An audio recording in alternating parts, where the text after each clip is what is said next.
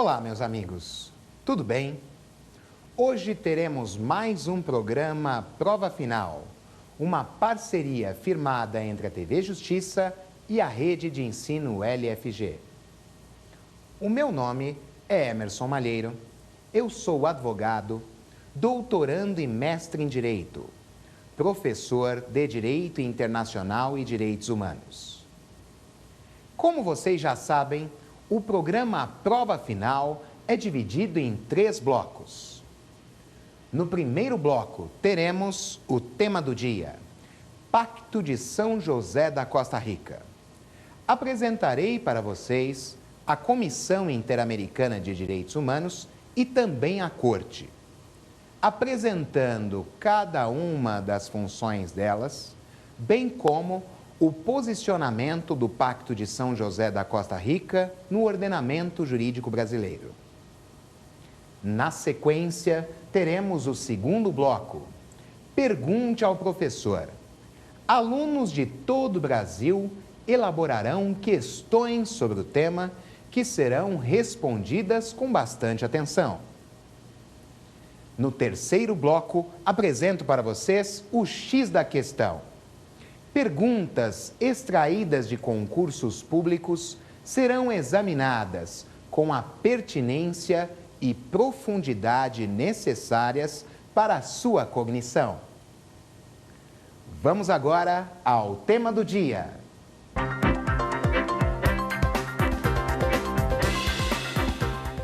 Vamos começar então o tema do dia, Pacto de São José da Costa Rica. Inicialmente, preciso informar vocês que esse diploma internacional também é denominado como Convenção Americana de Direitos Humanos. O Pacto de São José da Costa Rica foi elaborado em 1969 e destaco para vocês, por ser muito importante, que esse tratado internacional já foi incorporado no ordenamento jurídico brasileiro. Porém, antes de mencionar o seu posicionamento hierárquico, preciso dizer para vocês que o Pacto de São José da Costa Rica, ou Convenção Americana de Direitos Humanos, prevê a existência de uma Comissão Interamericana de Direitos Humanos e também uma Corte Interamericana de Direitos Humanos. Elas possuem atribuições diferentes. Vou falar para vocês inicialmente sobre a Comissão Interamericana de Direitos Humanos. A sua competência é apenas consultiva, ou seja, ela elabora pareceres. A Comissão Interamericana de Direitos Humanos não julga casos. Ao elaborar pareceres, estabelecem ao Estado objeto da consulta que realize determinada conduta no cenário das relações exteriores. Se, eventualmente, o Estado não realizar a conduta estabelecida no parecer, poderá, então, a Comissão Interamericana de Direitos Humanos ingressar na Corte. É importante destacar que, quando cuidamos tanto da Comissão Interamericana de Direitos Humanos quanto da Corte, ambas foram estabelecidas para garantir a tutela a interesses fundamentais. Em caso de violação, elas poderão efetivamente ser provocadas, tanto a Comissão quanto a Corte. No entanto, como a atribuição delas é completamente diferente, as pessoas que eventualmente poderão peticionar também são diversas. Ao cuidar da comissão, posso dizer para vocês que só poderá peticionar a ela os estados, qualquer pessoa, grupos de pessoas ou ainda entidades não governamentais reconhecidas no território de um ou mais estados que pertençam à Organização dos Estados Americanos. Vou retomar. Pode peticionar a Comissão Interamericana de Direitos Humanos, os estados, qualquer pessoa, grupos de pessoas e entidades não governamentais reconhecidas no território de um ou mais estados que pertençam à Organização dos Estados Americanos. Observem que, em face de sua competência consultiva, a Comissão Interamericana de Direitos Humanos nada vai julgar. Emitirá um parecer, ao qual o Estado objeto dele deverá seguir as diretrizes ali apontadas. Como lhes disse, se não houver o seguimento das diretrizes, não se pode falar em aplicação de sanções internacionais. Isso porque é a atribuição da Corte o julgamento e a violação das disposições é que vão configurar a aplicação de sanções. A Corte Interamericana de Direitos Humanos, por outro lado, possui uma atribuição consultiva, mas também jurisdicional, o que significa dizer que, além de emitir pareceres, a Corte também julga casos. No entanto, meus amigos, destaco para vocês que a Corte vai julgar os estados que expressamente manifestaram o seu consentimento, levando em consideração a sua submissão a esse tribunal internacional. Explico melhor. O Estado apenas poderá ser objeto de julgamento pela Corte Interamericana de Direitos Humanos se previamente manifestou o seu consentimento em se submeter a ela no caso de graves violações envolvendo os direitos humanos. Desse modo, meus amigos, um Estado que não concordar com a sua submissão à Corte não será por ela julgado. É uma necessidade que não pode ser afastada. A manifestação do consentimento do Estado deve ser expressa. Há um protocolo facultativo. Ao contrário do que ocorre, por exemplo, no Tribunal Penal Internacional, em que basta a assinatura do Estatuto de Roma, diploma que o criou, para que o Estado possa submeter seus nacionais que eventualmente cometeram crimes ali determinados, aqui, de acordo com o Pacto de São José da Costa Rica ou Convenção Americana de Direitos Humanos, se mostra essencial a manifestação do consentimento ao protocolo facultativo. Desse modo, meus amigos, posso lhes garantir que não haverá nenhuma dúvida. O Estado, de forma efetiva, poderá ser julgado pela Corte, pois previamente permitiu a sua submissão. Preciso dizer para vocês quem poderá peticionar a Corte Interamericana de Direitos Humanos. Apenas os estados e também a Comissão Interamericana de Direitos Humanos. Isso ocorre por um motivo bastante simples. O intuito é que as pessoas que eventualmente encontrem seus direitos violados consigam resolver no plano interno do Estado consensualmente a celeuma.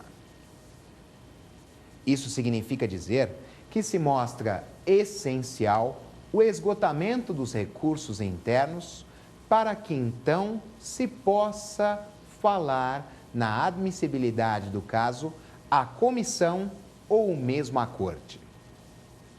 Mas será que existe alguma hipótese em que, mesmo que não haja o esgotamento dos recursos internos no Estado, poderá o caso ser analisado pela Comissão ou mesmo pela Corte Interamericana de Direitos Humanos?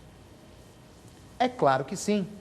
Imaginem se o Estado não admitiu, diante do seu poder judiciário, a análise daquela hipótese de violação de interesses fundamentais. Ora, não houve esgotamento dos recursos porque o Estado sequer pôde analisar a causa. Nessa hipótese, de forma bastante clara, poderemos ver que o caso poderá ser admitido na comissão ou ainda na Corte Interamericana. Também podemos verificar que, se houver uma demora injustificada do Estado, a comissão e também a Corte Interamericana poderão analisar. Exemplificadamente, é o que aconteceu no caso da Maria da Penha Maia Fernandes, que, como vocês sabem, foi severamente sequestrada pelo seu marido e vítima de tentativa de homicídio. Ela levou o caso ao Poder Judiciário brasileiro, mas por 8 anos não alcançou uma resposta. Em face dessa demora injustificada, ela se utilizou de uma entidade não governamental, a Comissão Latino-Americana de Defesa da Mulher, para o ingresso com uma petição na Comissão Interamericana de Direitos Humanos, que elaborou um parecer consultivo que o Brasil efetivamente cumpriu. Se o Brasil não cumprisse as diretrizes do parecer consultivo, não haveria nenhum óbice em a Comissão Interamericana ingressar na Corte, para que ela então operasse o julgamento do caso. Tendo essas informações, meus amigos, precisamos conhecer de forma categórica qual é o posicionamento hierárquico do Pacto de São José da Costa Rica ou Convenção Americana de Direitos Humanos no ordenamento jurídico brasileiro. Apesar de o diploma ter sido criado em 1969, a incorporação ao direito brasileiro ocorreu apenas em 1992, pelo Decreto 678. Preciso destacar para vocês, meus amigos, que um tratado internacional, para que possa produzir os seus efeitos em território brasileiro, precisa ser devidamente incorporado. Assim, em face de 2 sistemas jurídicos diversos, o direito interno, que cuida do plano intrínseco do Estado, e o direito internacional, que cuida do plano extrínseco, ou seja, do cenário das relações exteriores, não existe um conflito entre norma internacional e regra de direito interno. Meus amigos, preciso destacar que é possível, no entanto, o conflito entre regras de direito fundamental. Isso porque é necessário lembrar que, quando cuidamos de direitos humanos, temos um conceito que se orienta por 3 diferentes expressões. A primeira, direitos do homem, quando temos interesses conexos ao direito natural, como o direito à vida, à liberdade, de dar a cada um o que lhe é devido. Quando esses interesses são devidamente positivados em tratados e convenções internacionais, sabemos que a denominação muda. Vamos chamá-los direitos humanos em sentido estrito. Por fim, quando esses interesses são devidamente incorporados no ordenamento jurídico de um Estado, denominamos direitos fundamentais. Pode haver uma colisão entre interesses fundamentais. Nesse caso, como resolvê-los? Afirmo isso Porque o Pacto de São José da Costa Rica, ou Convenção Americana de Direitos Humanos, lá no artigo 7º, parágrafo 7º, proíbe a prisão do depositário infiel ao estabelecer a possibilidade de prisão civil apenas no caso do devedor inexcusável de alimentos. Já a Constituição Federal, como todos nós sabemos, por outro lado, estabelece duas hipóteses de prisão civil. Uma, a do devedor inexcusável de alimentos, e duas, a do depositário infiel. Até então, meus amigos, a Constituição Federal Brasileira, baseada no artigo 5º, parágrafo 2º, estabeleceu apenas que os tratados internacionais incorporados, se cuidarem de direitos humanos, detêm o mesmo valor de normas de direito fundamental. No entanto, em momento algum, estabeleceu seu posicionamento hierárquico. Nesse instante, com o ingresso do Pacto de São José da Costa Rica no ordenamento jurídico brasileiro, pelo Decreto 678 de 1992, os juízes brasileiros passaram a decidir das mais variadas formas. Alguns magistrados decidiam que o depositário infiel não poderia ser preso. Afinal, o Pacto de São José da Costa Rica não permitia, e o Brasil jamais incorporaria um tratado internacional inconstitucional. Por outro lado, outros juízes pensaram de forma diferente e estabeleceram a prisão do depositário infiel em face de expressa determinação constitucional. Infelizmente, o Supremo Tribunal Federal só foi se pronunciar muitos anos depois, em 2008. Naquele ano, no mês de julho, julgando o habeas corpus número 87585 de Tocantins, o ministro Celso de Mello estabeleceu que os tratados internacionais de direitos humanos, que tinham por base o artigo 5º, parágrafo 2º, detinham o mesmo valor de norma constitucional. Todavia, é importante salientar que o posicionamento de um só ministro não é capaz de orientar toda a jurisprudência brasileira. Mostra-se essencial um posicionamento do Pleno. Para dificultar ainda mais a questão, em 2004, com a Emenda Constitucional número 45, foi criado um parágrafo 3º ao artigo 5º, que estabelece que os tratados internacionais de direitos humanos que forem aprovados por 3/5 em 2 turnos nas 2 casas do Congresso Nacional equivalerão às emendas constitucionais. Em dezembro de 2008, o Supremo Tribunal Federal teve o Pleno efetivamente constituído para decidir a questão.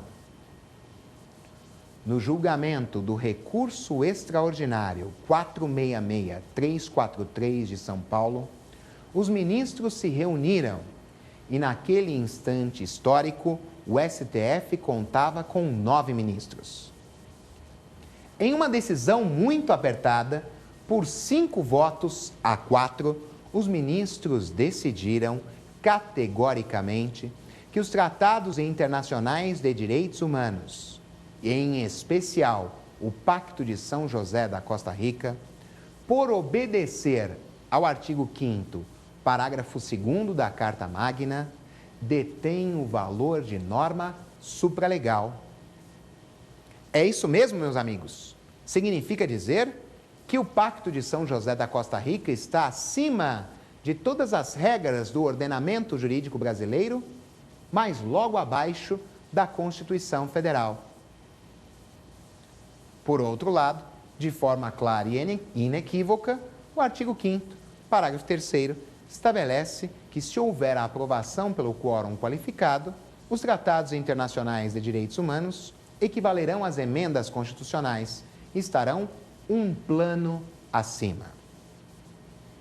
Se o Pacto de São José da Costa Rica possui o valor de norma supralegal e está logo abaixo da Constituição Federal, é de se concluir, atenção, equivocadamente, que sempre prevalecerão as disposições da Carta Magna, pois a Constituição Federal Brasileira é a norma mais importante do nosso ordenamento jurídico. Assim, pensamos, repito, equivocadamente, que é possível se falar na prisão do depositário infiel. Mas ela não se mostra possível, por uma razão bastante simples.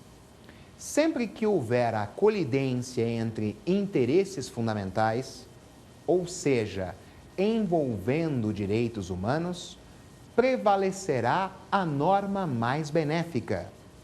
É o princípio pro homine.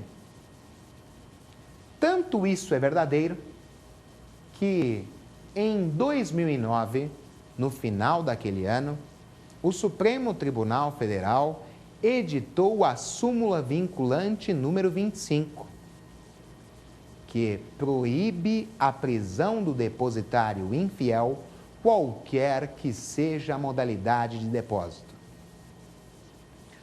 Como vocês podem ver, o Pacto de São José da Costa Rica traz regras muito importantes empregadas no direito brasileiro e que não podem ser esquecidas, mesmo porque já verificamos a existência de inúmeros casos submetidos tanto à Comissão quanto à Corte Interamericana de Direitos Humanos. Já verificamos também algumas vezes o descumprimento de regras inerentes a direitos fundamentais. E, em virtude dessa violação, o Brasil recebe sanções no cenário das relações exteriores. Espero que tenha ficado muito claro para vocês as informações inerentes ao Pacto de São José da Costa Rica ou Convenção Americana de Direitos Humanos. Com isso, podemos agora caminhar para o segundo bloco, em que vamos encontrar o Pergunte ao Professor. Alunos de todo o Brasil elaborarão questões sobre o tema. Vamos lá, vamos ver.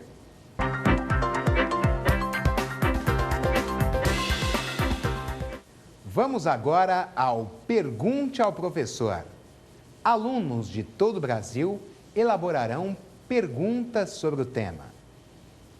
Você também pode enviar a sua questão ao provafinal@aesapar.com.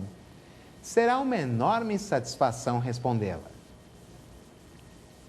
Vamos agora à nossa primeira questão. Professor, por que as pessoas não podem peticionar diretamente à Corte Interamericana de Direitos Humanos? As pessoas não podem peticionar diretamente à Corte Interamericana de Direitos Humanos, primeiro, em face de um impedimento advindo do próprio Pacto de São José da Costa Rica. Ele estabelece que as pessoas poderão peticionar apenas e tão somente à Comissão Interamericana de Direitos Humanos. Lá, poderão também as pessoas se unirem e, em um grupo, requerer a atuação da comissão. Mas a Corte só poderão peticionar os estados e a própria Comissão Interamericana. Isso se dá também em face da necessidade de resolução dos conflitos de forma pacífica no direito interno. Assim, as pessoas buscarão conferir efetividade ao seu interesse fundamental no plano interno do Estado. Não raro, buscarão a atividade de seu poder judiciário. Apenas e tão somente se não houver essa configuração, é que poderão as pessoas peticionarem a Comissão Interamericana de Direitos Humanos, mas nunca a Corte. É importante destacar que a Corte vai julgar o Estado violador do interesse fundamental. Quando afirmo para vocês que os Estados poderão peticionar, é claro que o próprio Estado que transgrediu a regra de interesse fundamental não vai fazê-lo. Mas outros Estados poderão peticionar à Corte. Não se exige que, primordialmente, o caso tenha sido analisado pela comissão. Cuida-se apenas de uma recomendação, já que os Estados poderão sim peticionar diretamente à Corte. As pessoas não, porque se busca uma resolução no plano interno do Estado de forma pacífica. Se as pessoas eventualmente não encontrarem uma solução aos seus problemas, é que então poderão peticionar, insisto, à comissão, nunca à Corte. Se a comissão verificar que, a partir do seu parecer consultivo, não houve o cumprimento pelo Estado do que foi ali estabelecido, aí então poderá ela peticionar à Corte Interamericana de Direitos Humanos para que o caso seja efetivamente julgado, conferindo efetividade aos interesses fundamentais eventualmente violados. Vamos agora à nossa segunda questão. Professor, as normas internas do Estado poderão ampliar as disposições previstas no Pacto de São José da Costa Rica?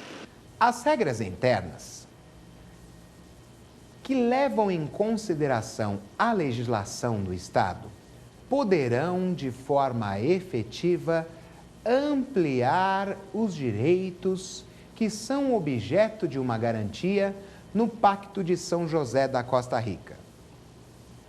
Isso acontece, meus amigos, porque os tratados internacionais, no caso, a Convenção Americana de Direitos Humanos, determina, estabelece, confere uma proteção mínima aos interesses fundamentais. E essa tutela sempre poderá ser ampliada. Diga-se de passagem, é inclusive uma recomendação no cenário das relações exteriores, na proteção dos direitos humanos, que os Estados, por meio de suas normas internas, ampliem a sua tutela aos interesses fundamentais. Isso acontece, meus amigos, porque estamos diante de direitos que são elementares para a própria sobrevivência humana. Não se cuida de simples dever do Estado o reconhecimento aos direitos humanos. É sim um dever do Estado, observando suas normas de direito interno, aplicar medidas efetivas para a garantia desses interesses fundamentais. Ora, meus amigos, se um Estado pretende ampliar a tutela aos direitos humanos por meio de suas normas internas, traz consigo uma maior garantia aos direitos humanos, o que é louvável. Posso afirmar para vocês, categoricamente, que quando a norma interna é mais ampla no que é pertinente à proteção dos direitos humanos, ela sempre deverá prevalecer. Como mencionei anteriormente na nossa aula, cuida-se da hipótese do princípio pro homine. Se existir uma colidência entre interesses fundamentais, sempre vai prevalecer a norma mais benéfica. Não há de se falar em nenhuma hipótese em uma colidência entre regras de direito internacional e outras de direito interno, já que a regra nas relações exteriores precisa ser incorporada no direito brasileiro para aqui operar a produção de seus efeitos. Se o Estado, de forma efetiva, confere uma maior proteção aos direitos humanos, em especial aqueles que estão previstos no Pacto de São José da Costa Rica, tais disposições intrínsecas do Estado certamente deverão prevalecer. Amigos, vamos agora para a nossa terceira pergunta. Professor, ouvi dizer que, de acordo com o Pacto de São José da Costa Rica, a lei interna dos estados poderá submeter ao espetáculo as censuras prévias, com o objetivo de regular o acesso a eles. Por quê? O que você ouviu tem uma parcela de verdade. Não há de se falar em censura prévia em todos os casos. Ela é prevista, de fato, no Pacto de São José da Costa Rica. Porém, preciso ressaltar que a Convenção Americana de Direitos Humanos tem essa disposição com o objetivo de tutelar o interesse da criança e do adolescente. Observem vocês que os programas a serem veiculados poderão passar por uma classificação, levando em consideração a faixa etária. Sendo uma proteção expressa aos direitos inerentes às crianças e aos adolescentes, podemos falar em uma censura prévia única e exclusivamente com a finalidade de tutelar os interesses desse grupo de pessoas que integra a nossa sociedade.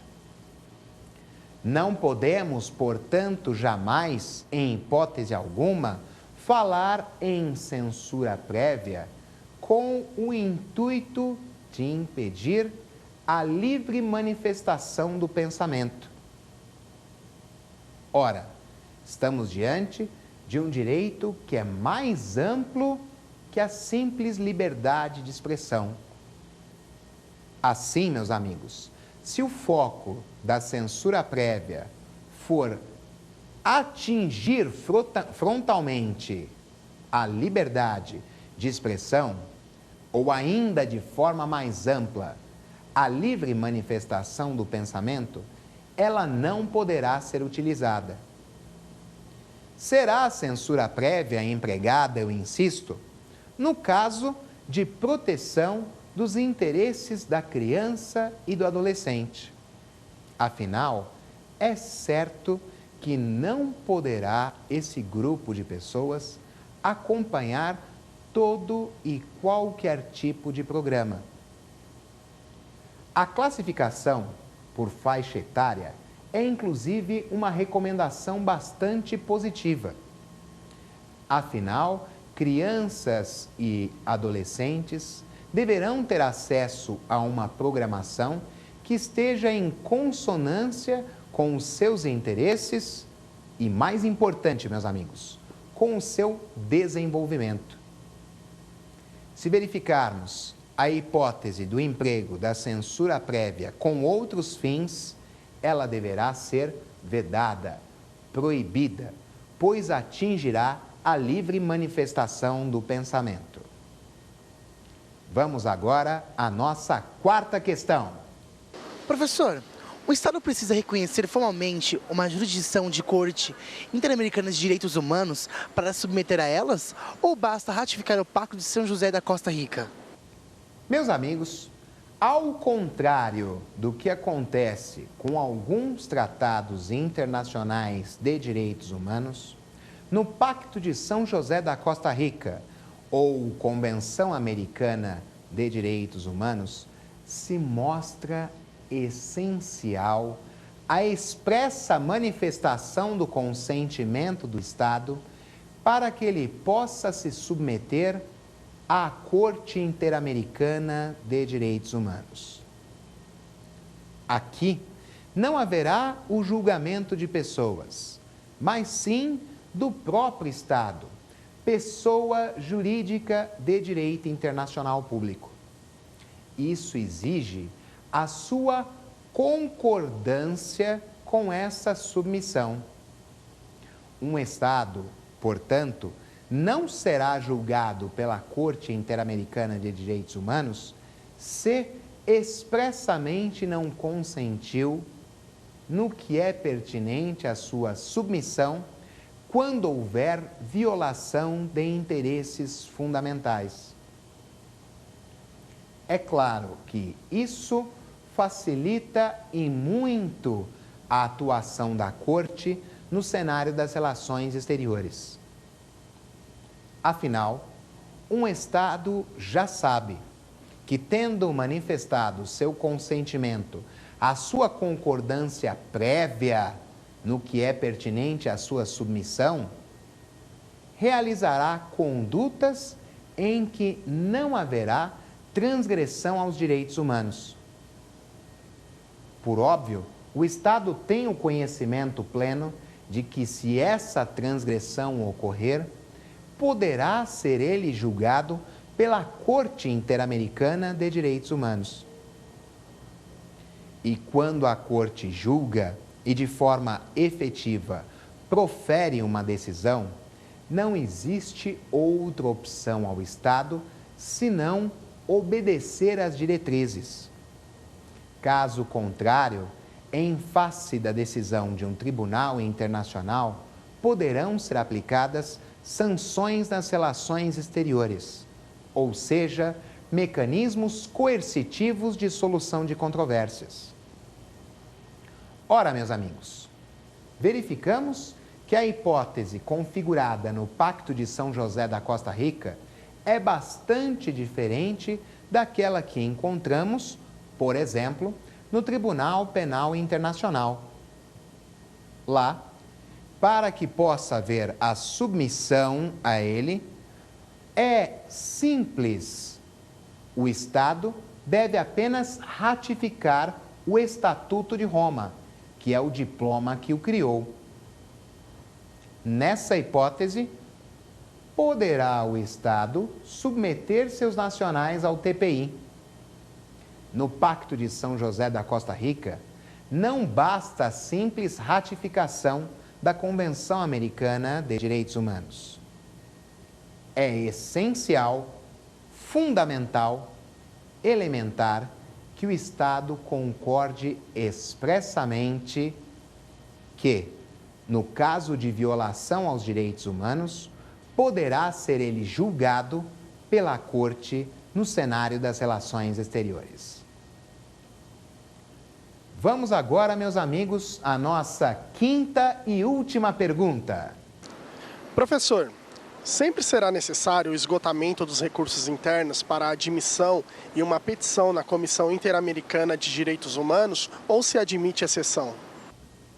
A regra, meus amigos, é que, de forma efetiva, se esgotem os recursos no direito interno de um Estado, para que então se possa peticionar à Comissão Interamericana de Direitos Humanos. Cuida-se de um requisito essencial de admissibilidade. No entanto, imagine aquela hipótese em que o Estado sequer examinou a questão envolvendo a violação a interesses fundamentais. Pode ocorrer, por exemplo, que no direito interno uma pessoa tenha peticionado ao Poder Judiciário estatal para que ali houvesse uma análise da transgressão aos direitos humanos. Só que o Estado sequer recebe essa petição. Ora, ficará o interesse do ser humano desguarnecido? De maneira alguma. Nesse caso, estamos diante de uma hipótese em que poderá a pessoa peticionar a Comissão Interamericana de Direitos Humanos. Também verificamos uma hipótese dessa natureza quando, eventualmente, existir uma demora injustificada do Estado, quando ele não profere uma decisão de caráter definitivo. Se estamos diante de uma condição de admissibilidade, a Comissão Interamericana de Direitos Humanos vai verificar quando ocorre essa demora injustificada, ou mesmo a urgência e o interesse que deve ser tutelado. É claro que nada impede que a Comissão Interamericana de Direitos Humanos venha a provocar no plano do direito interno o Estado, questionando em relação aos motivos em face dos quais não houve uma decisão definitiva e a demora injustificada parece se mostrar presente.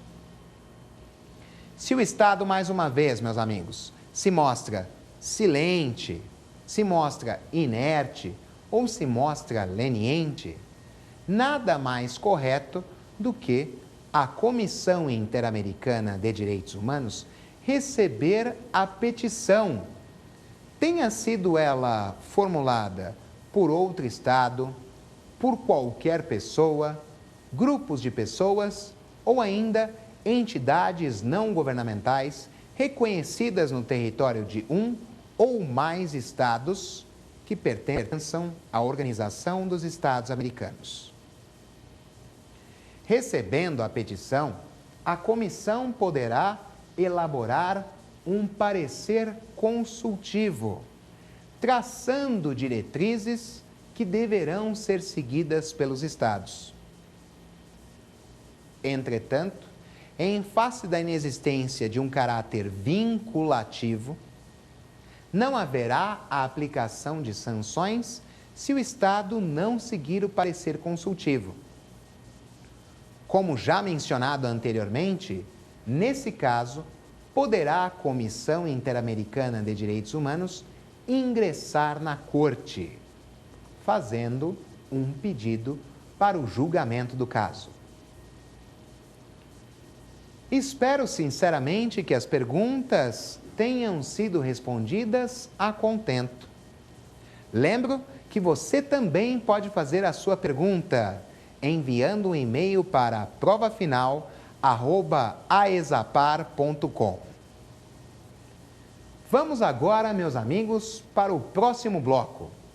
Acompanharemos o X da questão, em que perguntas de concursos públicos foram extraídas e serão examinadas com a pertinência e profundidade necessárias para a sua cognição. Vamos lá, vamos ver.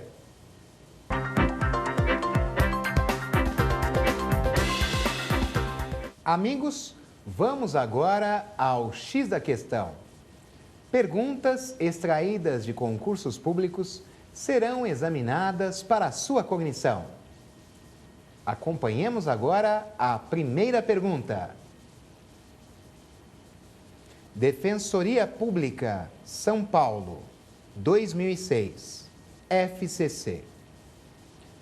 No que diz respeito à interpretação da Convenção Americana de Direitos Humanos, Organização dos Estados Americanos, 1969, a partir de suas regras, é possível afirmar que as normas da Convenção podem excluir outros direitos ou garantias inerentes ao ser humano, nela não expressamente previstos. Como vocês puderam observar, meus amigos, não é possível que o Pacto de São José da Costa Rica ou Convenção Americana de Direitos Humanos possa excluir eventual direito que não esteja nela previsto. Muito pelo contrário, se não existe menção de proteção a um determinado interesse no Pacto de São José da Costa Rica, jamais poderá existir uma diminuição na tutela desse direito. Verifiquemos agora a alternativa B. As leis dos Estados partes podem limitar o gozo ou o exercício de direito ou liberdade previstos na Convenção.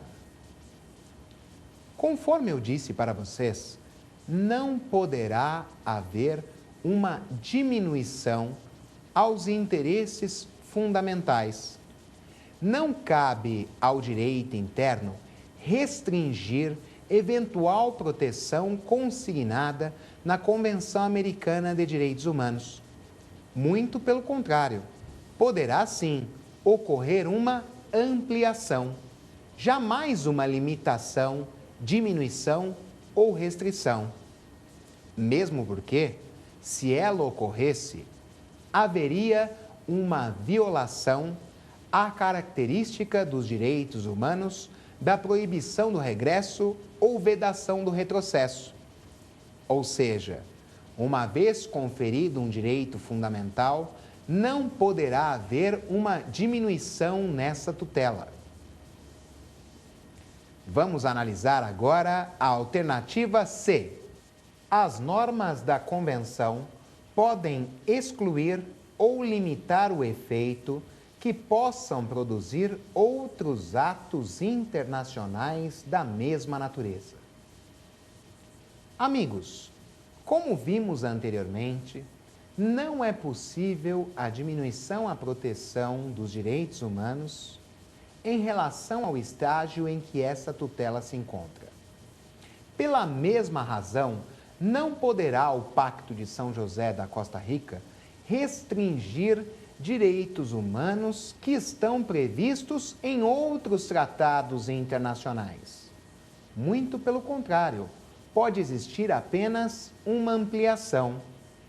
Qualquer limitação que eventualmente for realizada pela Convenção Americana de Direitos Humanos é nula, não tem nenhuma validade no cenário internacional ou mesmo no direito interno do Estado. Vamos agora à alternativa D. As normas da Convenção não se aplicam a Estado organizado sob a forma federativa, no que diz respeito a violações decorrentes de ato de governo local. Posso lhes dizer categoricamente que em uma federação, não raro, no plano interno, cada um dos estados estabelecem normas diferentes. É o que acontece, por exemplo, nos Estados Unidos da América. No entanto, posso também afirmar categoricamente que, se eventualmente houver uma diferença entre as normas e existir uma limitação aos direitos humanos determinada por governo local, poderá sim a Convenção Americana de Direitos Humanos preservar os interesses fundamentais. Desse modo, a alternativa D se mostra incorreta. Verifiquemos então a alternativa E. As leis dos Estados partes podem ampliar o gozo ou exercício de qualquer direito ou liberdade previstos na Convenção para além do que ela prevê. Por diversas vezes, mencionei na nossa exposição de hoje que é possível falar-se em uma ampliação dos direitos humanos previstos no Pacto de São José da Costa Rica, ou Convenção Americana de Direitos Humanos. Por isso, a alternativa E, de Emerson, se mostra como certa resposta. Vamos agora à nossa questão número 2. Ministério Público do Trabalho, 13º concurso. Em relação aos mecanismos de proteção dos direitos humanos, é incorreto afirmar que... Atentem primeiro, meus amigos, um item fundamental aqui. Devemos encontrar a alternativa incorreta. Não raro, nessa hipótese, em virtude de desatenção, o candidato assinala a primeira alternativa que aparece, porque geralmente ela é correta, mas estamos buscando a alternativa errada. Atentem. Vamos examinar a alternativa A. A Comissão de Direitos Humanos das Nações Unidas, a par de fixar parâmetros mínimos para a proteção dos direitos humanos, elaborando projetos para várias convenções internacionais, também aprecia casos específicos de violações a direitos humanos. A alternativa A se mostra como correta, meus amigos, mas não devemos assinalá-la. Afinal, devemos encontrar a alternativa que se mostra errada. Vamos verificar agora a alternativa B. O Sistema Interamericano tem como principal instrumento a Convenção Americana de Direitos Humanos, que estabelece a Comissão Interamericana e a Corte Interamericana de Direitos Humanos. Esse, inclusive, foi o tópico da nossa aula de hoje, não é verdade? Então, a alternativa em análise também se mostra correta. Ela não deverá ser assinalada, pois, repiso, estamos procurando a alternativa errada. Vamos verificar a próxima alternativa, C. Não é da competência da Comissão Interamericana de Direitos Humanos examinar as comunicações encaminhadas por indivíduos ou entidades não governamentais que contenham denúncia de violação a direito consagrado pela Convenção Americana por Estado que dela seja parte. A alternativa C se mostra errada, pois sabemos que é da competência da Comissão Interamericana de Direitos Humanos analisar petições no caso de violações a interesses dessa natureza, seja a petição formulada pelos Estados, seja a petição formulada por qualquer pessoa, grupos de pessoas ou entidades não governamentais. Como a alternativa C se mostra errada e procuramos a alternativa incorreta, essa deve ser assinalada. Vamos verificar agora a alternativa D.